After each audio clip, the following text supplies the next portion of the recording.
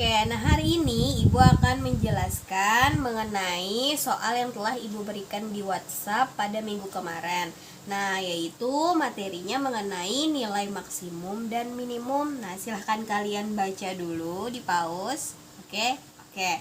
Nah, jadi intinya adalah untuk menentukan nilai maksimum dan minimum, kalian harus mencari titik stasionernya. Jadi, kalian harus bisa materi yang sebelumnya cari titik stasionernya.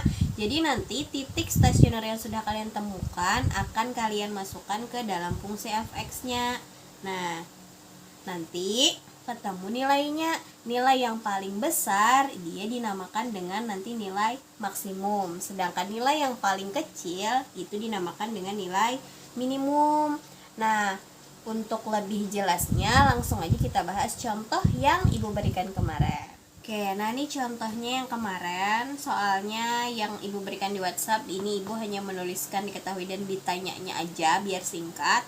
Nah, jadi kita selesaikan sama-sama. Nah, caranya untuk menentukan nilai maksimum dan minimum, kita harus mencari titik stasionernya. Nah, berarti kan kalian harus ingat tuh bahwa si fungsi fx-nya kita harus turunkan dan sama dengan K0 nanti untuk menentukan titik stasionernya. Jadi Ibu tulis dulu fx-nya. Lalu kita turunkan. Nah, sin x turunannya adalah cos x. Good. Oke, lalu cos x turunannya adalah min sin x. Betul sekali. Nah, lalu turunannya tadi kan harus kita sama dengankan 0. Lalu kita pindah ruas nih. Ini cos x karena dia positif, Ibu taruh di sebelah sini aja. Nanti di sini sin x. Nah, ini kan cos x sama dengan sin x. Untuk menentukan titiknya atau nilai x-nya, sudutnya, kita kan yang di sebelah kirinya harus dalam bentuk cos atau sin atau tan. Lalu yang di sebelahnya itu harus berupa angka atau sudut. Nanti biar kita bisa tentukan sudutnya. Jadi, Ibu bagi dengan cos x. Nah, kenapa Ibu bagi dengan cos x, enggak sin x? Karena Ibu maunya dirubah menjadi tan. Kalau misalkan kalian bagi dengan sin, nanti jadi kotan.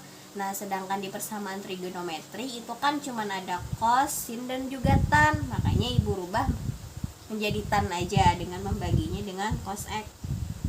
Kita bagi sama-sama. Cos x. Cos x dibagi dengan cos x adalah 1. Sin x dibagi cos x adalah tan x. Nah, ini harus ingat nih identitas trigonometri ya. Nah, ini lanjutan dari yang di bawah. Tadi kan 1 sama dengan tan x, langsung aja Ibu balik karena sama aja. Nah, sekarang kalau bentuknya sudah tan x sama dengan 1, maka yang ini kita rubah nih. Nah, tan x sama dengan tan berapa derajat yang nilainya adalah 1? Ya, berapa? Benar, 45 derajat. Nah, sekarang bisa nih kita hitung atau kita cari nilai x-nya. Ingat rumus persamaan trigonometri untuk tan. Apa rumusnya? Nah, x sama dengan alfa ditambah k kali 180 derajat.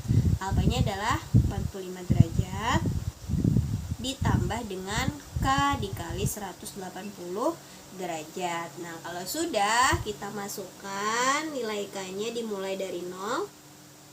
Kayak Pertamina ya. Dari 0. 45 derajat ditambah hanya 0 dikali 180 derajat. Nah, ini kan 0. Berarti 45 derajat.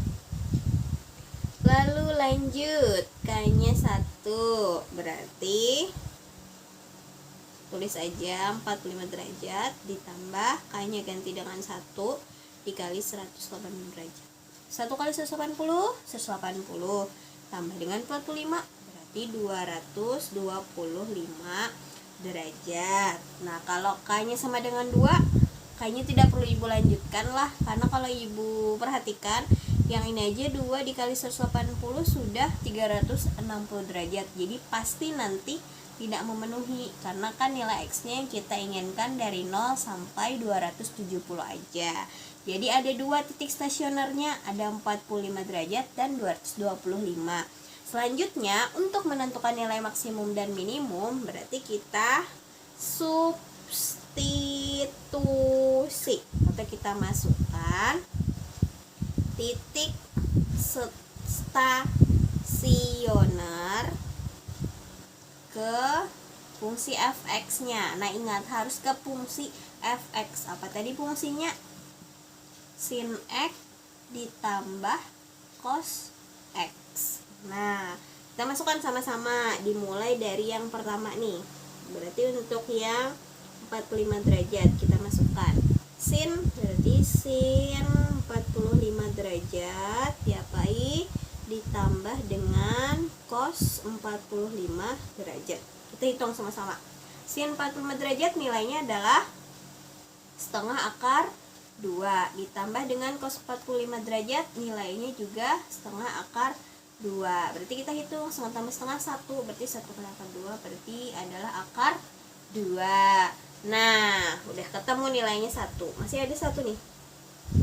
Fungsinya 225 derajat sama dengan berarti sin 225 derajat ditambah cos 225 derajat. Nah, sin 225 derajat nilainya adalah, iya benar, negatif setengah akar 2 ditambah dengan, ini tambah nih, cos 225 derajat nilainya sama, dia juga negatif setengah akar 2. Berarti kalau kita jumlahkan min setengah akar 2 ditambah min setengah akar 2 hasilnya adalah min akar 2. Nah, udah ketemu nih.